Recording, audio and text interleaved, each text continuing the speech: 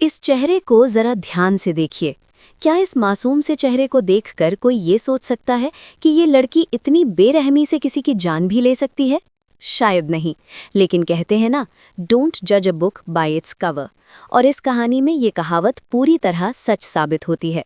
असल में यही चेहरा एक ऐसे अपराध से जुड़ा है जिसने हर किसी को हिलाकर रख दिया। इस लड़की का नाम है वृषाली ठाकरे। लेकिन सवाल ये है, वृषाली के माथे किसकी हत्या का इल्जाम है? हत्या की वजह क्या थी और पुलिस ने इस पूरी साजिश का पर्दाफाश कैसे किया? आज की इस कहानी में हम आपको हर उस सच से रूबरू करवाएंगे जिसे जानकर आप चौंक जाएंगे। इस वीडियो में अंत तक बने रहिए, क्योंकि हर मिनट के साथ कहानी और गहरी होती जाएगी। इस कहानी के दो सबसे अहम किरदार हैं वृषाली ठाकरे और जगदीश सालू। जगदीश सालू मूल रूप से महाराष्ट्र के जलगांव जिले के रावेर तालुका का रहने वाला था। उसके पिता गांव में ही एक छोटी सी हेयर कटिंग की दुकान चलाकर परिवार का गुजारा करते थे। जगदीश का एक बड़ा भाई भी था, जो शादी के बाद गांव छोड़कर अपनी पत्नी के साथ ठाणे के कोलसेवाड़ी इलाके में रहने लगा था। जगदीश ने अपनी पढ़ाई गांव से ही पूरी की। पढ़ाई खत्म होने के बाद वो भी अपने बड़े भाई के पास ठाणे आ गया और नौकरी की तलाश शुरू कर दी। कुछ समय की मेहनत के बाद उसे एक फार्मास्यूटिकल कंपनी में नौकरी मिल गई। जब नौकरी लगे कई महीने बीत गए और आमदनी ठीक ठाक होने लगी, तो परिवार वालों ने जगदीश की शादी के बारे में सोचना शुरू कर दिया। जगदीश भी अब शादी के लिए तैयार था। धीरे धीरे रिश्ते आने लगे। इन्हीं रिश्तों में एक रिश्ता मलाड में रहने वाली 22 साल की वृषाली ठाकरे का भी था। वृषाली की तस्वीर पहली ही नज़र में जगदीश के परिवार को पसंद आ गई। तस्वीर जगदीश को भी दिखाई गई और उसने भी इस रिश्ते के लिए हाँ कर दी। पारिवारिक बातचीत आगे बढ़ी। जगदीश और वृषाली की एक दो मुलाकातें हुईं। दोनों ने इस रिश्ते को स्वीकार कर लिया। कुछ समय बाद दोनों की सगाई भी हो गई। सगाई के बाद जैसा अक्सर होता है, दोनों के बीच फोन पर बातचीत शुरू हो गई। धीरे धीरे एक दूसरे को समझने की कोशिश चलती रही। करीब 6 महीने तक रिश्ता सामान्य तरीके से चलता रहा और फिर वो दिन आया जिसका दोनों को इंतजार था।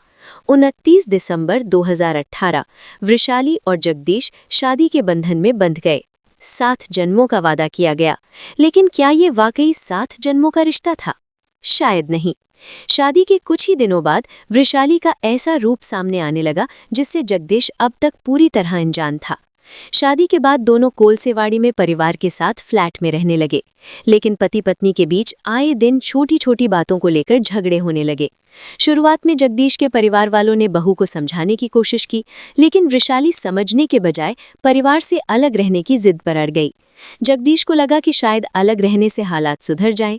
इसी सोच के साथ वो उषा सदन कोऑपरेटिव सोसाइटी में एक अलग फ्लैट किराए पर ले लेता है।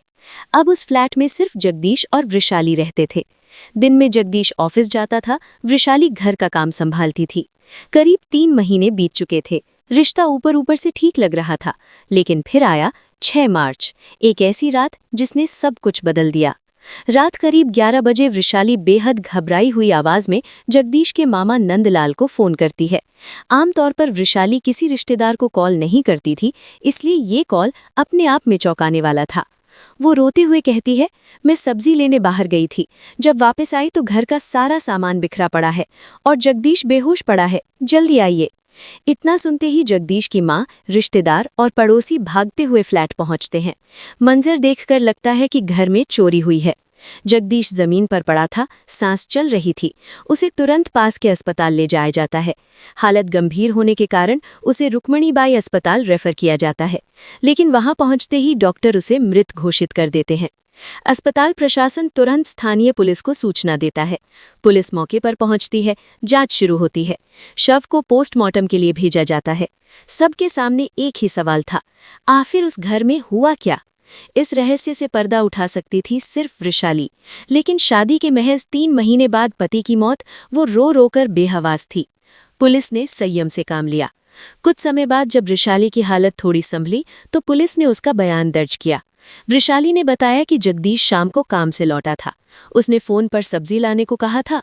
जगदीश बिना सब्जी लिए घर आ गया। इसके बाद वृषाली खुद सब्जी बाजार चली गई। लौटने पर दरवाजा खुला मिला। अंदर सामान बिखरा था, गहने गायब थे।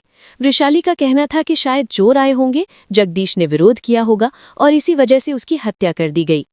पुलिस ने धारा 174 के तहत अज्ञात चोरों के खिलाफ मामला दर्ज कर लिया। लेकिन सब कुछ पोस्टमार्टम रिपोर्ट पर टिका था। और जब रिपोर्ट आई तो पूरी कहानी पलट गई। डॉक्टरों ने बताया कि जगदीश की मौत रस्सी से गला घोंटने से हुई थी और उससे पहले उसे जहर दिया गया था। यहीं से पुलिस के मन में सवाल उठा, अगर चोर थे तो हत्या से पहले जहर क्यों?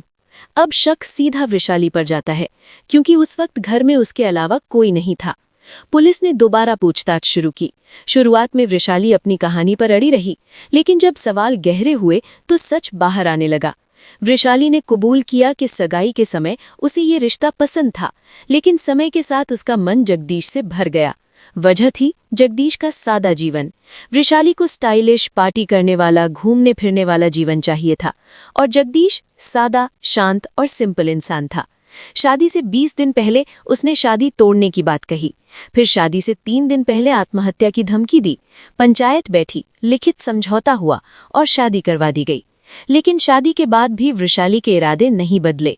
वो जगदीश से छुटकारा पाने की योजना बनाती रही।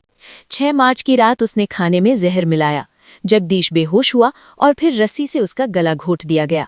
मौत के बाद घर को लूटा हुआ दिखाया गया, गहने गायब किए गए और सब्जी लाने की झूठी कहानी रच दी गई।